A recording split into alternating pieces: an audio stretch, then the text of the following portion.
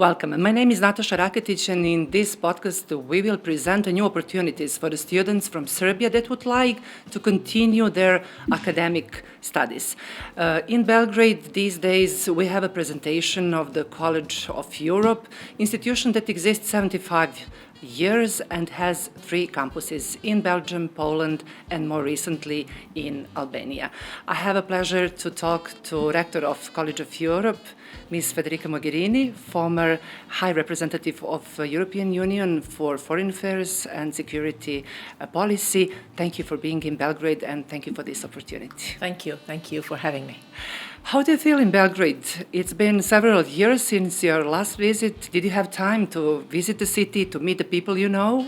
How do you feel? A little bit. It's always good to be back. It's yes, now it was, I think, 5 years more or less that I was not coming. So last time I was here, it was like in my previous role as a high representative. So for sure this time the agenda is slightly different, more relaxed, even if the calendar of meetings has been very intense. But yes, I also had the opportunity to meet with the now foreign minister and the president that I met already several times before, especially for the Belgrade-Pristina dialogue, but also for all the work that I was doing with Serbia at the time.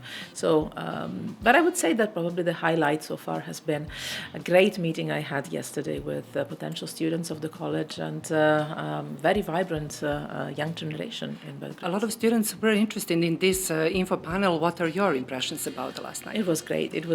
We had, I think, a very interesting conversation. I was very impressed with the number of people that showed up. And that tells me a lot about the enthusiasm that is there among young people on European studies, which is, for me, a very crucial way to contribute to the European process of integration of Serbia and of the region into the European Union. If you don't have the engine of the human capital, that will never happen. So it was also a very good sign in that sense. We had several keywords on that info panel. One of them was networking, second one was community, third one EU values. When we are talking about networking, we have 3 campuses, 1 college, several programs. How it works in networking?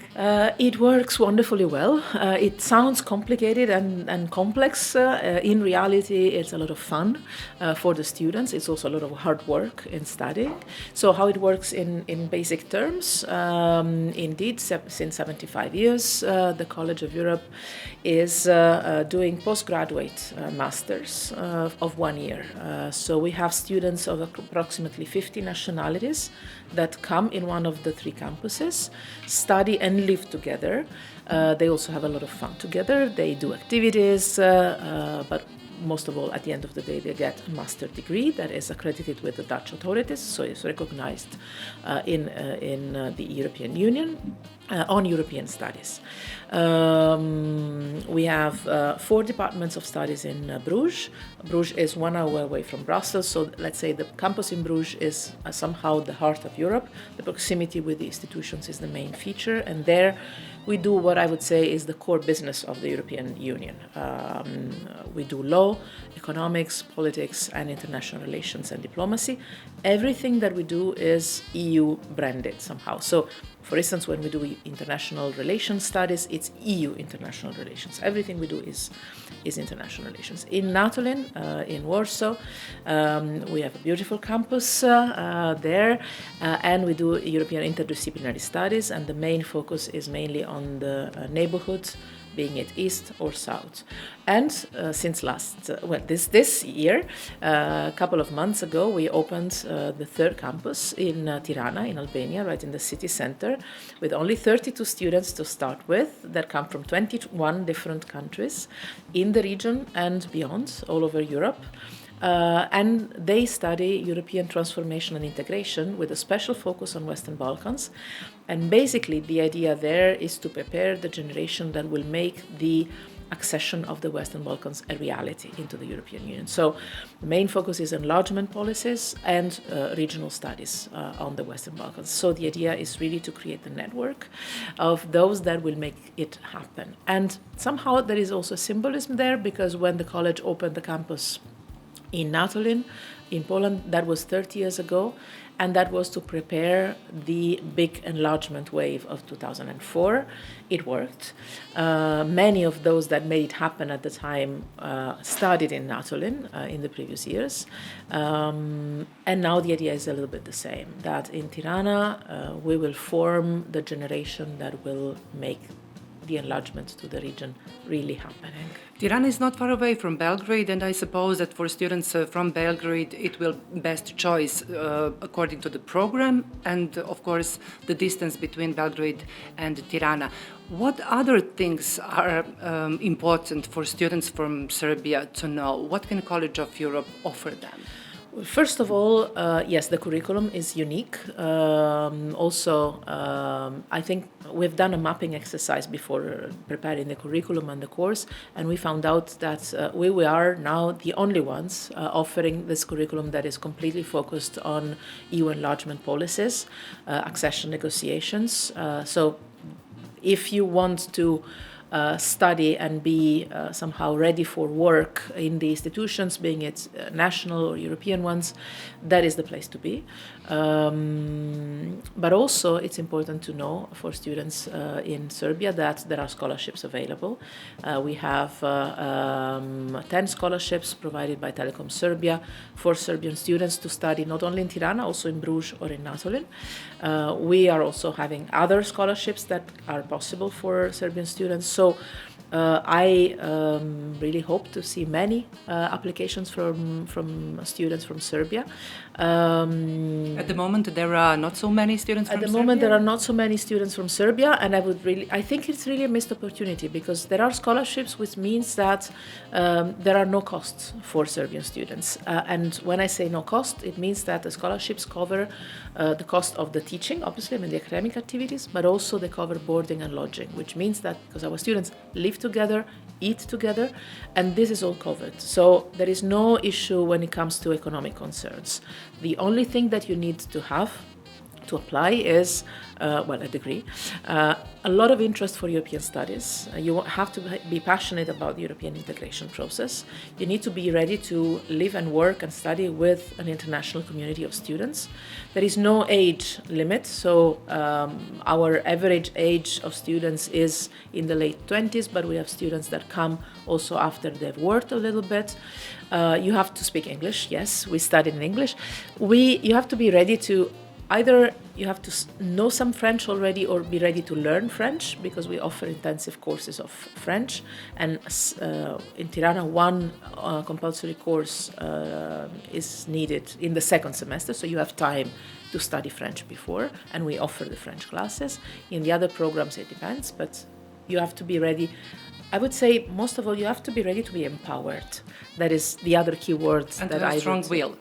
Absolutely. And the enthusiasm to participate in a vibrant community. Community is really the key word, but also to take, an active approach to what you're doing. The college is not a place where you just come, you open a book, you listen to a professor, you take notes and you pass an exam. That's not our mentality. The mentality is really that you enter a community, you take ownership, you take responsibility. Obviously, you study a lot, you have exam sessions, you have a master thesis to write at the end, but most of all, the added value is the connections you make, the initiatives you take, the extracurricular activities, the cultural activities.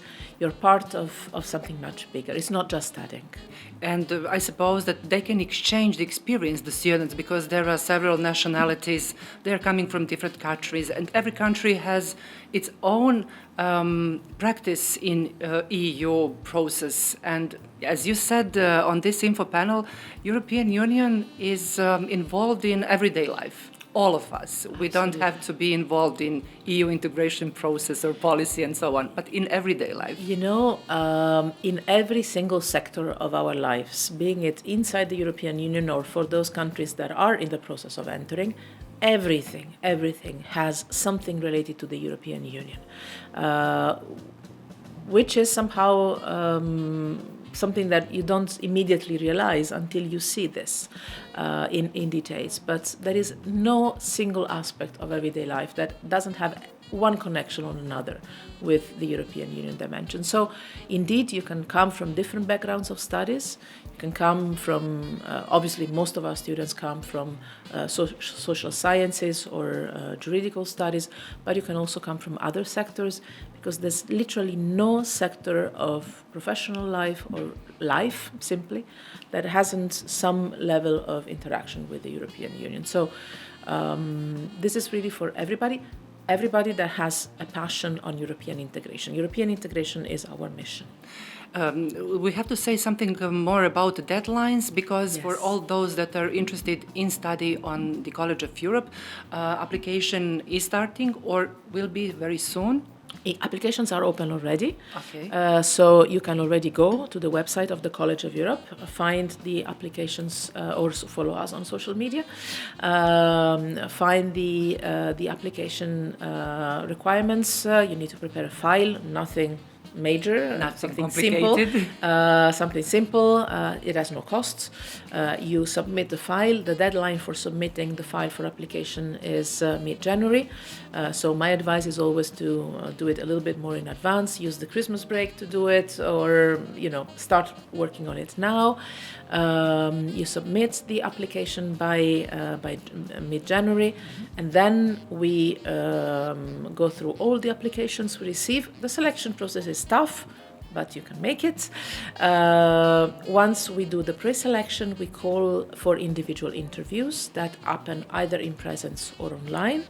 And then we communicate the results. Just to give you an idea, we have 340 students in Bruges, 120 students in Natolin, and this year we have 32 students in Tirana, but we will go up to 55 students in Tirana next year, so there will be more places. And I would definitely want to see more Serbian students in all the three campuses, but especially in Tirana. I think it's focused on enlargement. I think there is also a job market out there once you graduate. So once we do the selection, then we do the matching with the scholarships, and I'm pretty sure that almost all, if not all, Serbian students will be covered with scholarships, which... Yes, we have 10 scholarships. 10 scholarships, and we can have even additional ones. So for sure, if you apply and you're selected, you will be covered by a scholarship too, which means no costs. Of course, these studies last 1 year. Yes, at the end? We start in the end of August. Okay. We finish in the end of June. And in the end, you have a master's degree that is highly specialized on European studies. And in the end, if you have the scholarship from Telekom Serbia, you have 1 year of job working in telecom, or possibly also in the public administration. We are working on that. So you have 1 year of a placement, of a job placement already, and then you're free to explore other possibilities. I really believe that, and this is happening already, especially I think our students that will study in Tirana, but also others, the job market is very much open for absorbing that kind of professional profiles. From your experience, what kind of job do your students find easily or maybe fastly? Institutions, public administration, either European or institutions in the national level, international organizations, OSCE, Council of Europe, United Nations, different international organizations. Law firms, if you have a juridical background, law firms specialized on European law, obviously, EU law. NGO sector maybe? NGO, media, consultancies, think tanks. But I think that especially here in the region, as there is a big window of opportunity for the enlargement process, I think that all those that are specialized on Western Balkans and enlargement will have a lot of choices. Yeah, some students noticed that there is some kind of significance when the campus in Poland was open. So they are asking at the moment, can the opening in Tirana has the same significance according to the EU process of the countries in the Western Balkans? What do you think about that? Yes, absolutely yes. But even on the curriculum, we found out when we were doing the mapping that no one is teaching enlargement anymore. Enlargement is not in the curriculum of any academic institution anywhere, and probably it was because there was not a demand, there was not a market for it. Now there is, I believe, the EU institutions also believe that there is a market for specialists on EU enlargement, and that was the case when the campus opened in Poland. When the campus opened in Poland, it was to prepare the enlargement, and it happened. And the symbolism of the campus opening in the Balkans of the Koledž Evrope is the same. And many are telling, well, it opened in Poland and the enlargement happened. It opens in the Western Balkans and the enlargement will come. And I actually believe it is true. It is true. Also consider how much investment the Commission is putting into this. The EU institutions, also the Council, EU institutions are really supporting the opening of the campus in the region so much. It means something, and it means that the EU institutions need specialists from the region and on the region on the EU enlargement. And why is that so? Because the enlargement machine has restarted. Right. You are former High Representative, also Vice President of the EU Commission, and now you are in the EU educational system. Is that educational system following what the EU is today? What do you think about the position of the educational system and the European Union? Obviously, the academic environment is independent and has to be independent. So we do not, as any other academic institution, we do not follow instructions, or we do not follow, the guidelines. The guidelines of our academic activities are decided by our governing bodies. We have an academic council that acts completely independently, obviously. But the Koledž Evrope is a special academic institution. We are not a university. We only do masters. We only do European studies, and we have many officials of the EU institutions that are teaching with us. Because this is the other peculiarity of the college. Every time that students or potential students ask me, how is the Koledž of Europe special? I always say, first, we only do European studies. Second, we only do masters. Third, we have our students living together and not only studying. Fourth, we have many practitioners that teach. So we don't only have academic professors, we also have a lot of officials from the EU institutions, former officials, diplomats, but also experts or professionals in the private sector that teach the practice of how the European integration really works. So obviously we do not get guidelines, but we obviously follow the trends. So the other special thing about the Koledž Evrope is that we adapt the curriculum every year. Every year we revise completely the curriculum and we introduce new subjects, or we discontinue some things, or we innovate our programs. And you see that the curriculum follows the policy developments. I give you an example. During the COVID pandemic, obviously our courses that were related to EU health policies increased. Some were added and they changed. After the Russian invasion in Ukraine, the security-related topics increased a lot on EU-NATO cooperation, on the EU defense activities. That was a field of interest that students have. So somehow and now we are developing a lot the enlargement studies, because we follow somehow not only the market demand, but also the interest of the students. And we see that the students tend to focus more and more, for instance, now they have focused a lot on energy transition, on climate-related issues. So we evolve with the evolvement of the policy priorities. So yes, there is a link. In which ways students can help or improve European values, European institutions, and some other areas that might be very interested for them? The students... Have you heard some interesting ideas? The students are already, before graduation, an essential element of shaping the European integration.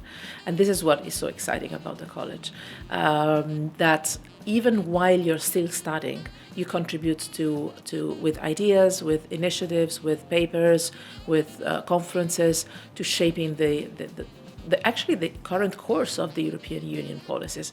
I give you a couple of examples. You might remember a couple of years ago there was a conference, a process on the conference on the future of Europe that involved civil society. It was a long process, the Parliament, the Commission, all the European institutions. And for instance, at the college in Bruges, we organized an event that was addressing how the Western Balkans were contributing to the shaping of the future of Europe, and all the students interacted with ministers or officials of the region, including students from the region. So, and that was organized within the college, by the college. Another example is actually something that is happening, I think, next week, or this week actually, I think it's the day after tomorrow. We have one of the vice presidents of the Commission coming to Bruges and discussing social policies in the European Union with a think tank of the students of the Koledž Evrope that produce papers and recommendations on the future of Europe. And normally our students produce thoughts and policy proposals that are then presented to officials, high-level officials, like, again, vice presidents of the Commission.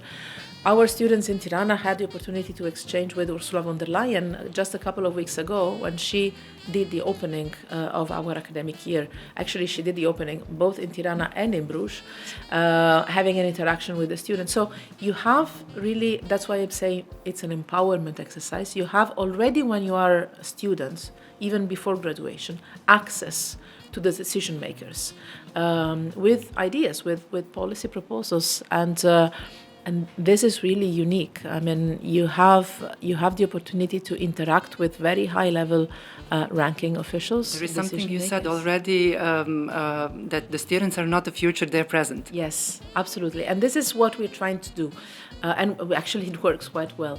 The college is a place where it's very easy to have decision makers interacting with our students. They're interested in coming, they're interested in not only speaking to them, but listening to them. So already when you are in the college, you have this extremely relevant impact. And this is why I like to call the college the laboratory of European integration. It's where really new ideas are shaped and formed and tested. And somehow thrown already there to those that are sitting in the places that translate the ideas into policies. What would you say, what is the supreme value of the studies? If we would like to motivate some students now, what we would say then? If you want to contribute to shaping Europe, the European integration process, that is the place to be. In different forms. You can shape the European integration working in the European institutions, working in national institutions, but also, if you want to be a journalist or a lawyer or work in the private sector, if you want to have the power to impact on the European integration process, that's the place to be. You're in politics since you're 16 years? Yes. And what would you suggest? I have been in politics, now not anymore. But somehow it's connected. It's still connected. It's an institutional work, yes, now, yeah. Yes. What would you suggest to the students? How to act in politics? What to use from the theory and what practice can give them? How to mix those two areas? Was it hard for you? It's what you use. To find hard. It's I think that in any field of work, in any life experience, not only professional, there are hard moments. I mean, hard moments are part of life. Especially if you're a woman in politics. Especially if you're a woman, especially if you're relatively young. But in any case, hard moments are part of life. Huh? You cannot imagine, you cannot think, you cannot expect life not to be hard from time to time. What really counts to me is the motivation to do things. If you have the if you do something you believe into, then you manage to overcome the hard moments. And what makes a difference, I think, is really this sense of purpose. If you have a sense of purpose, then you overcome the difficulties because you know that what you're doing is worth it and you believe in what you're doing. If it's just a job, hard moments are harder than otherwise. So my advice is always this. Do something you like and you believe into. If you believe in what you're doing, you will feel less the burden of the heavy moments, of the hardship. And you will be more motivated to overcome the difficulties, the challenges. So do something you like, do something you feel passionate about, do something that you believe into. That it's not just a job, it's a mission, is something you really want to do. And the second advice is study hard. Study hard, be on top of your files, because knowledge is power. And you sit around the table, it can be the most difficult negotiating table. If you know what you're talking about, you have an extra tool in your hands, the most important one. So motivation and passion on one side and knowledge on the other side, to me, is the perfect mix. Is there anything you wanted to do as a high representative or vice president of the European Commission, but you didn't? And what is it, if you can share with us? Actually, you know what? Not really. Looking back, I don't have regrets of any kind. There is nothing I would do differently. There have been moments of frustration, that yes. That yes. There have been things that have worked out differently than I would have wanted to. But I wouldn't change any single thing I did or didn't do. Going back, I would do everything exactly as I did. And that's thanks to actually the team I worked with. I had the privilege of working with wonderful people around me. And this is the other secret, I would say. Motivation and passion, number one. Studying, number two. And three, having a good team around you is really making all the difference. I wouldn't do anything differently. But yes, some things worked out differently than I expected. But not everything depends on you. This is also something you learn with time. There are some things that you can control. There are some things you can change. There are some other things that you have to accept are out of reach, do not depend on you. And on that, you have to understand what is beyond your power. And then your power is on how you react to the things that happen that are not going the way you wished. So yes, I had some moments of frustration. One actually regards this region. I would have loved to see the enlargement process moving forward more during my mandate. That was a big element of frustration for me. And maybe this is also why now, as the rector of the Koledž Evrope, I'm trying to help from a different angle. Because I'm convinced, I've always been convinced, that having the entire Western Balkans inside the European Union is an absolute priority for the European Union and for the region too. But I felt this frustration during my 5 years. There were some advancements, but I wished to see much more. Now I really believe this is going to happen. I mentioned women in politics. Is there a right time for a woman to start with politics? Or is there some kind of challenges that we should count on if we would like to be in European institutions, to be in the center of the events, and to have the power you mentioned a few minutes ago? It's there's not a right moment. The right moment is when you feel it's right.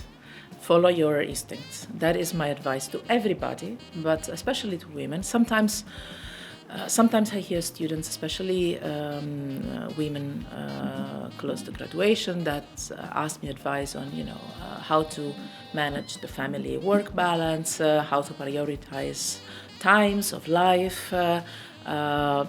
First of all, men should ask the same questions because we have the same problems. Because family responsibilities are not just for women. And every time I was always getting upset with journalists, especially or even others that were asking me, "How do you do?" I mean, when I became a minister in Italy, my daughters were 3 and 9 years old, and everybody was asking me, "How do you do back home? How do you do with your family?" And I was always asking back, Do you ask the same question to my colleagues, ministers or prime ministers or commissioners that have small children at home and are fathers? Because, it's the same. Huh? It should be the same. So go for it. Whenever you feel it's right, it's right. You feel it. And there is no rule that fits all. There is no manual for when you should do things. When you feel it's the right moment, it's the right moment. My advice is always to try and to follow what you feel is right, what makes you feel good. Is normally a good... Maybe I'm too Mediterranean in this respect. I think gut feelings are a good compass in this sense. Should you expect some difficulties? Of course, plenty of. As in every job. Plenty of challenges all over the place. But again, don't overestimate or overrate the challenges in politics or in the institutions. In the private sector, I have many friends, including women friends, that work in the private sector, and there's plenty of challenges there too. Working environments can be very tough, can be very hard, and again, life can be very hard, not only in the professional life. So challenges are to be expected. What is important is how you prepare for challenges, how much you're ready to face them, overcome them, staying calm, being surrounded by teams that are good, supportive, and good working environments, and being motivated for overcoming that. And also considering that this is also something I think it's very important to keep in mind, especially for women, that we sometimes have this idea that we have to make plans and to go on a straight line. Life is not always a straight line between 2 points. You can start something, you can take breaks, you can divert, you can do something else and then go back to something else. Not always the linear attitude is what you need to have. The same is with the Koledž of Europe, because you mentioned that our students are not forced to go on post-master studies after the academic studies, but can wait or do something else. Absolutely. Or have some other interest and so on. Absolutely. We have students that come to the Koledž of Europe after having been in professional life for a while. We have students that are in their 40s. And they take a gap here, they study, and then they go back to work, or they move in a different professional life. Many of our students, when they get close to graduation, ask me, is it better to start with a national career and then move to the European one, or vice versa? Any of the two, or the private sector first and the public sector afterwards, or vice versa. This is maybe a little bit the scary thing of today, but also the opportunity thing of today. You can start wherever you want, and you can end up wherever you want if you put enough energy and application to that. So yes, it's not linear. The important thing to me is that you follow your passion, that you follow what you're interested into. If it's European studies, if it's the European integration, the Koledž of Europe is the place to be. But then you can take it from different angles. Take my own example. I've done different things in life. I always enjoy them enormously. Being director of the Koledž of Europe is very different than being the high representative, which was very different than being the Italian minister, or was very different from being in parliament or being in civil society. Actually, I started in civil society when I was young. Yet, I see a red line in everything that I've done, and now today I feel I'm doing something clearly very different, but still, for me, it's contributing to the European integration process from different places. Is there any idea to open campus Koledž of Europe in Belgrade, maybe? We would like it. Let's say that the rate of the pace of opening campuses has been for the moment one every 30, 40 years. So we'll see. And most importantly, I think that don't let us wait so long. No, but it's important, I think, to understand that the campus opening in Albania is not a sign for Albania, it's a sign for the region. And it's really, as the campus in Poland has been a sign for the entire Central and Eastern European countries. Opening a campus in Poland 30 years ago was a signal not only to Poland, but also to Czechia, to Slovakia, to Hungary, to the Baltic countries, but even to Bulgaria and Romania, to all the Central Eastern European countries that joined after that. So exactly in the same way, opening a campus in Tirana is opening a campus in the Western Balkans. And this is also why I'm here in Belgrade, to pass this message that it's a campus for the benefit of all in the region, not only for Albanian students or for Albania as such. Having said that, maybe not a campus in Belgrade, but I would love to work much more here in Belgrade on capacity building. Because if Serbia is serious on accession to the European Union, the amount of capacity building that is needed to do that in public administration at all levels, in all ministries, in all local authorities, in all public agencies, but also in the private sector, in law firms, in every single sector of professional life is enormous. So on that, maybe we have something to do together. This is a good invitation for all students, maybe just to apply now for the campus in Tirana. Absolutely. And to wait the moment where they can use their knowledge here in Serbia and help Serbia on its EU integration process. Absolutely. My message is this: apply to the college in Tirana. For sure you're covered with scholarships, but also in Bruges and in Natolin. Apply to the college, specialize on European studies, become experts on that, and your skills, your networks will be needed already now. You don't need to wait for the moment of accession. Already now, the pipeline needs to be built, and I'm sure that every single graduate from the college campus in Tirana, but also in Bruges and in Natolin, will have in Italian we have this expression that is l'imbarazzo della scelta, the embarrassment of choice with job opportunities after graduation. Thank you for this opportunity. Thank you for this conversation, for your time here in our our podcast. And I hope we will meet you again very soon here in Belgrade. For sure. Looking forward to it. Looking forward. Thank you very much for the conversation. Thank you. Thank you once Thank again. you.